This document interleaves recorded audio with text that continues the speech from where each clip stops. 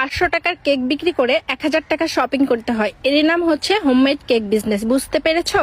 আসলে কেকের বিজনেসে কখনো কেনাকাটার কোনো শেষ নাই। কিনবা তো এই জিনিস শেষ হবে, এটা কিনবা তো ওই জিনিস শেষ হবে, কেনাকাটা করতেই থাকবে। আর এত এত ইউনিক জিনিস বের হয়, এত এত ইউনিক কেক করতে হয় যে প্রত্যেকটা জিনিস মনে হয় যে স্টকে থাকা দরকার, প্রত্যেকটা জিনিসের কাজ করা দরকার। তোমরা যারা বলতেছো না যে 500 টাকার কেকে 400 টাকা লাভ, এই পোস্টে অনেক কমেন্ট করতেছো না, তোমরা আসলে কমেন্টই করতে পারবা, আর কিছু করতে পারবা না। আমি দাম দরের কথা বলিনি, আমি বলেছি কোনো কাস্টমারের রাইট নেই যে 400 টাকা লাভ হয় এই কথা বলার। কেকের বিজনেসে আহামরি কোনো লাভ নাই। হ্যাঁ, অবশ্যই একটু হলেও প্রফিট আছে, প্রফিট না থাকলে এতদিন ব্যবসা করতাম না।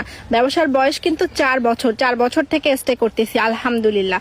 আর নিজের বাপ বা জামাইয়ের টাকায় ব্যবসা করতেছি না যে এত সস্তায় কেক দিব। বাপ বা জামাইয়ের টাকায় এত এত একসাথে এত টাকার মাল করে যে 300 350 টাকার হচ্ছে কেক দিব, বুঝছো?